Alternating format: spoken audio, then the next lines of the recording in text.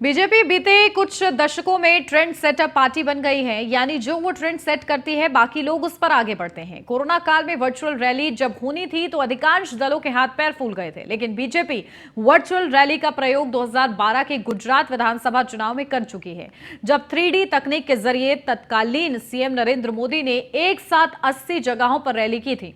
ये बताने का मकसद ये है कि बीजेपी रणनीति के मामले में विपक्ष से कोसों आगे है। अब हाल फिलहाल ही देख लीजिए, जिस बूथ मैनेजमेंट के दम पर बीजेपी 2014 से लगातार सफलता के झंडे गाड़ रही है, विपक्ष को उसका महत्व अब समझ में आया है। अब सवाल उठता है कि क्या देरी से की गई तैयारी विपक्ष को भारी तो नहीं पड़ने वाली है। सवाल यह भी है कि बूथ मैनेजमेंट के मामले में विपक्ष की रणनीति क्या वाकई बीजेपी को टक्कर दे पाएगी। देखिए रिपोर्ट। एनडीए की रणनीति पर बढ़ा पीडीए, चुनावी तैयारी में बीजेपी सब पर भारी। देर से जागा विपक्ष तो याद आए बूथ।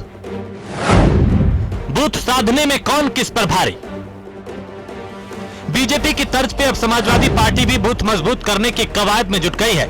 समाजवादी पार्टी के प्रशिक्षण शिविर में बूथ मैनेजमेंट पे विशेष जोर के लिए बकायदा जिम्मेदारी दी जा रही है। सवाल उठता है कि आखिर बूथ मैनेजमेंट की रणनीति समाजवादी पार्टी को इतनी देर से क्यों याद आई। हार दर हार झेल रही समाजवादी पार्टी के लिए क्या बूथ मैनेजमेंट उतना ही कारगर होगा जितना बीजेपी के लिए अब तक होता रहा है। और क्या बीजेपी के बूथ मैनेजमेंट की टक्कर में समाजवादी पार्टी का बूथ मैनेजमेंट भारी पड़ जाएगा। इन तमाम सवालों को समझेंगे, लेकिन पहले समझिए कि समाजवादी पार्टी किस तरह की रणनीति पर काम कर रही है। समाजवादी पार्टी ने विश्लेषण किया है कि 80 में से 35 सीटों पर उसका अच्छा प्रभाव है। ये वो सीटें हैं जो या तो कभी समाजवादी पार्टी जीत चुकी है या फिर दूसरे नंबर पर रही। इन सीटों पर बूथ मैनेजमेंट पर खास फोकस है। सपा के निशाने पर फ्लोटिंग वोटर हैं। फ्लोटिंग वोटर वो होते हैं जो कभी किसी पार्टी के प्रति प्रतिबद्ध नहीं होते, माहौल देखकर वोट करते हैं ये फ्लोटिंग वोटर। समाजवादी पार्टी ने हर बूथ पर 10 लोगों की कमेटी बनाई है, जिसमें पीडीए का खास ख्याल रखा गया है। इन कमेटियों को 100 लोगों से संपर्क का टास्क दिया गया है। बूथ कमेटियों के ऊपर सेक्टर कमेटियां बनाई गई हैं। हर सेक्टर कमेटी 10 से 12 बूथ कमेटियों के कामकाज पर नजर रखेंगी। इसके अलावा हर विधानसभा में 6 जोन और हर जोन में 6 सेक्टर बनाए गए हैं। समाजवादी पार्टी का ये वो मॉडल है जिसका प्रयोग बीजेपी 2014 से पहले से करती आई है।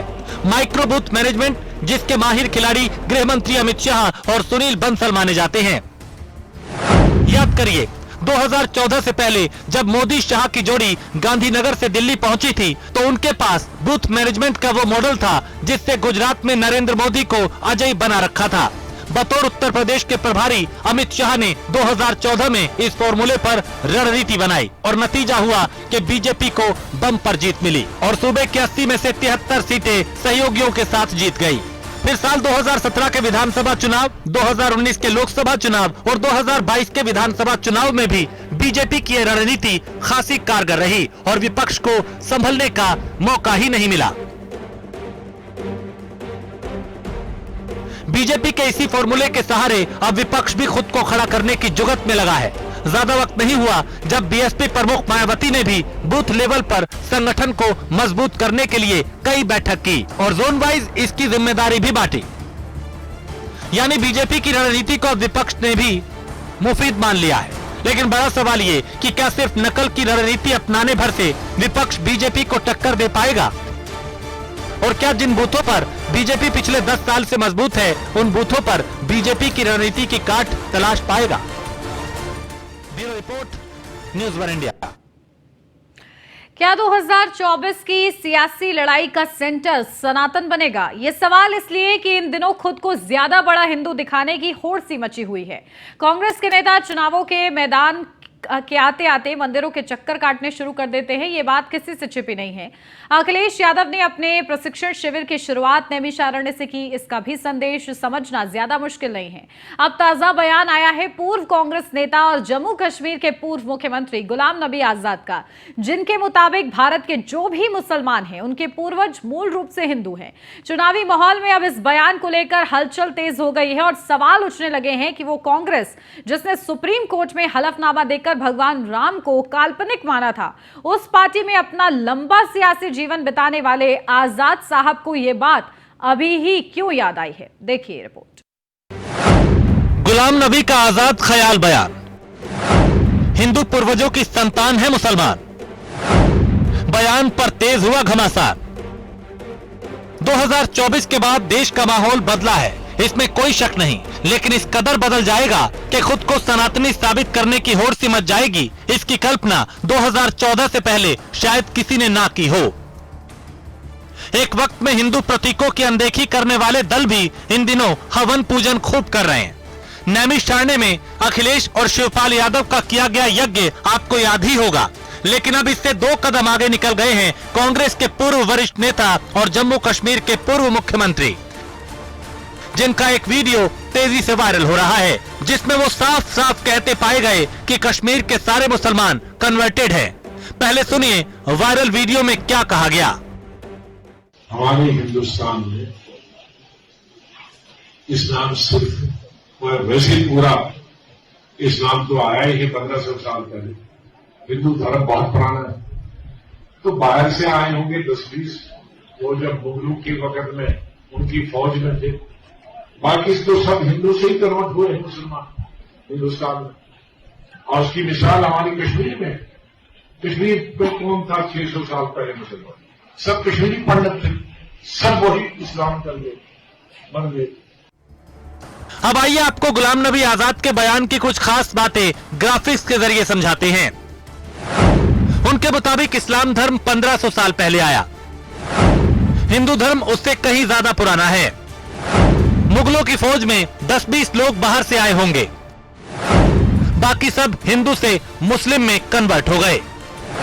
600 साल पहले कश्मीर में कौन था? सभी कश्मीरी पंडित थे जो मुसलमान बन गए, सभी इसी हिंदू धर्म में पैदा हुए हैं। मौसम चुनावी हो, इस तरह के बयान सामने आए तो सियासी हलचल तेज होना लाजमी है। बीजेपी ने इस बयान के सामने आते ही पूरा मामला लपक लिया। आदरणीय गुलाम नबी आजाद जी का बयान कड़वे सच को स्वीकार करने जैसा, और मैं इसका स्वागत करता हूं। आदरणीय नरेंद्र मोदी जी के नेतृत्व में कश्मीर में पूर्णतः शांति बहाली की परिस्थितियां पैदा हुई हैं।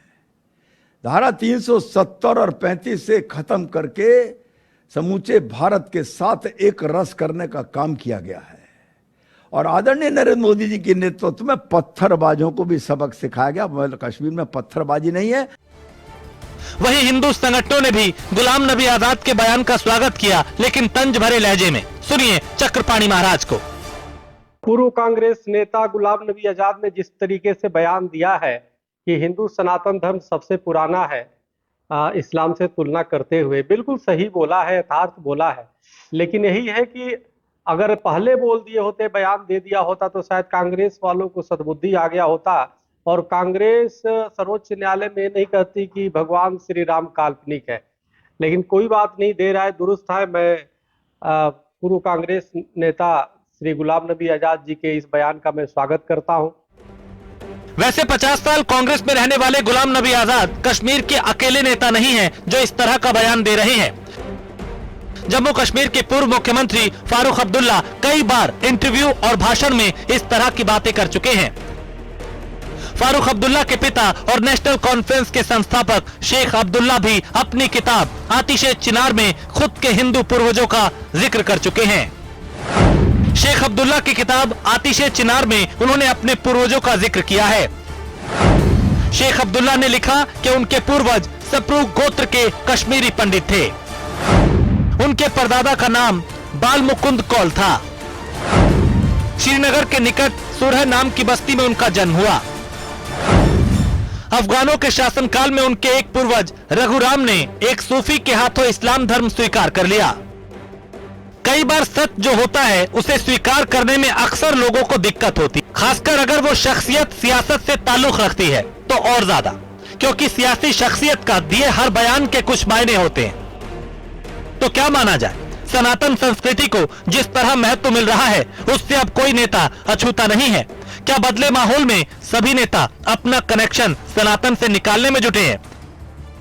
वरना वो कांग्रेस पार्टी जिसने सुप्रीम कोर्ट में हलफनामा देकर श्री राम को काल्पनिक बताया था, उस पार्टी में 50 साल रहने के बाद गुलाम साहब को अब अपने आजाद ख्याल बोलने पड़ रहे हैं। क्या आप सनातनी कनेक्शन साधे बिना सियासत मुमकिन नहीं? Bureau report, news 1 India. और इसी के साथ इस बुलेटिन में बस इतना ही। खबरों का सिलसिला आगे भी जारी रहेगा। आप बने रहिए न्यूज़ 1 इंडिया के साथ।